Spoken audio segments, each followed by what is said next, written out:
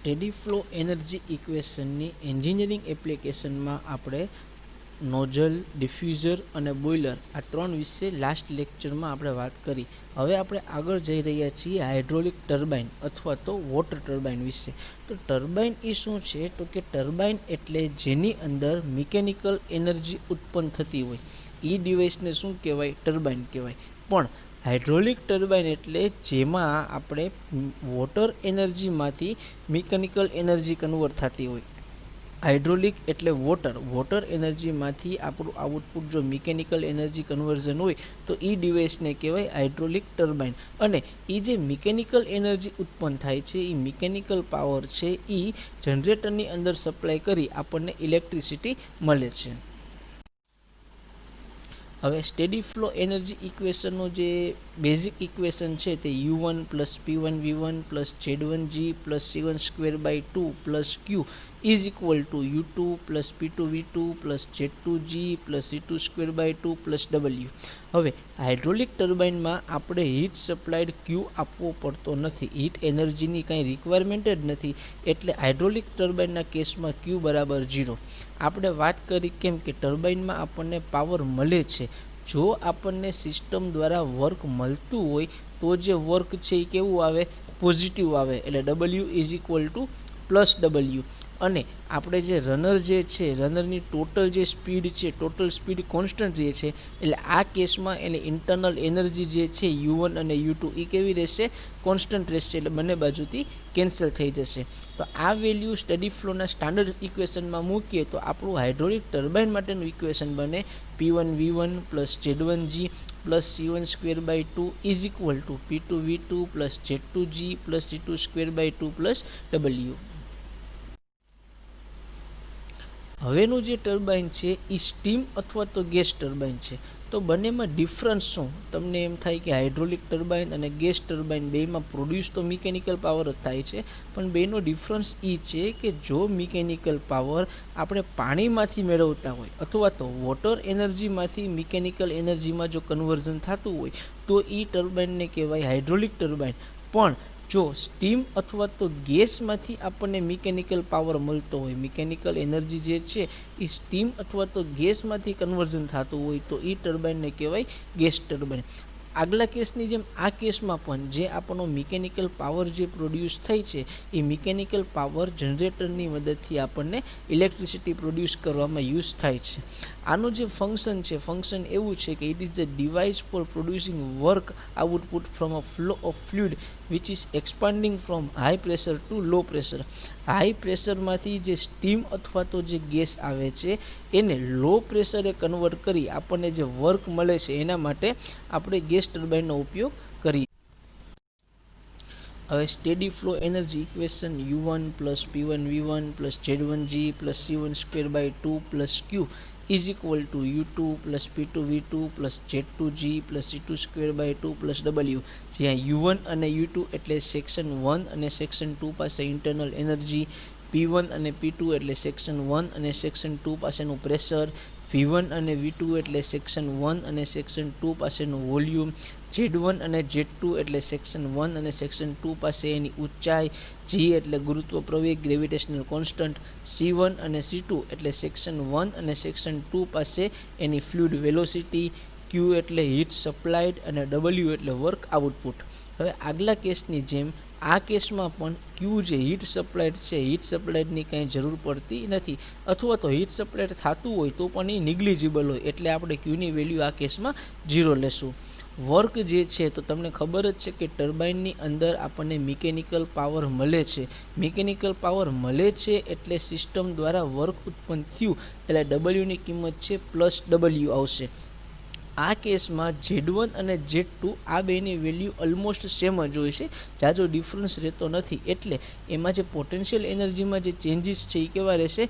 0 રહેશે. એની જેમ જ એની જે સ્પીડ જે છે C1 અને C2 એમાં પણ માઇનોર ડિફરન્સ જોઈ છે, અથવા તો બેની વેલ્યુ જે છે એ નિયર બાય સેમ હોય છે, એટલે એની કાઇનેટિક એનર્જી 1/mv², એની વેલ્યુ પણ કેવી કોન્સ્ટન્ટ રહેશે, એટલે એમાં કંઈ ચેન્જીસ પડતો નથી.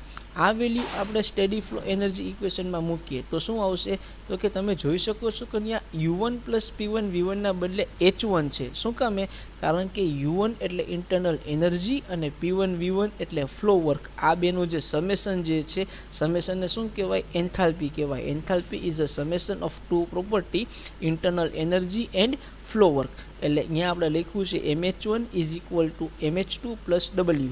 આપણે ટર્બાઇનના કેસમાં આઉટપુટ વર્ક ફાઇન્ડ આઉટ કરવું છે, એટલે W = mh1 - mh2. હવે બે કેસમાં m કોમન છે, એટલે આપણે m કોમન લઈ લઈએ, એટલે આપણું ઇક્વેશન બને m h1 - h2. હવે આપણે વાત કરીએ છીએ સેન્ટ્રીફ્યુગલ વોટર પંપની. તો વોટર પંપ જે છે તેનું કામ ટર્બાઇન કરતાં ઊંધું છે. ટર્બાઇન શું કરતું હતું, તો કે હાઇડ્રોલિક ટર્બાઇન જે હતું એ વોટર એનર્જીમાંથી મિકેનિકલ એનર્જીમાં રૂપાંતર કરતું હતું, જ્યારે સેન્ટ્રીફ્યુગલ જે પંપ છે, પંપનું કામ શું છે, તો કે મિકેનિકલ એનર્જીમાંથી હાઇડ્રોલિક એનર્જીમાં કન્વર્ઝન કરશે. ટૂંકમાં આમાં વર્ક હશે, પણ વર્ક કેવું હશે? નેગેટિવ વર્ક હશે.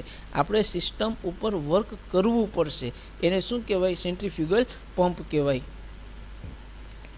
કે એનું ફંક્શન છે it convert mechanical energy into hydraulic energy. Steady ફ્લોનું બેઝિક ઇક્વેશન તમે જોઈ શકો છો, U1 + P1 V1 + Z1G + C1²/2 + Q = U2 + P2 V2 + Z2G + C2²/2 + W. હવે ટર્બાઇનની જેમ પંપની અંદર પણ આપણે જે હીટ સપ્લાયડ છે, હીટ સપ્લાયડની વેલ્યુ 0 હોય, એટલે Q = 0.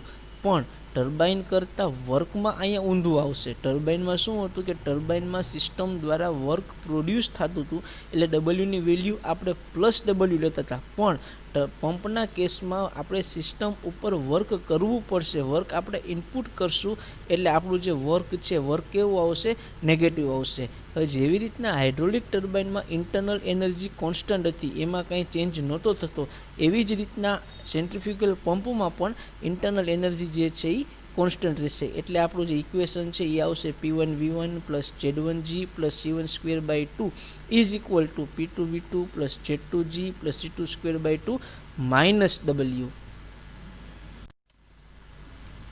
હવે જેવી રીતના સેન્ટ્રીફ્યુગલ પંપ હતું, એવી રીતના સેન્ટ્રીફ્યુગલ કમ્પ્રેસર છે. તો કે કમ્પ્રેસર જે છે એ શું કામ કરે છે, તો કે કમ્પ્રેસર છે it compress air and supplies the same at moderate pressure in large quantity.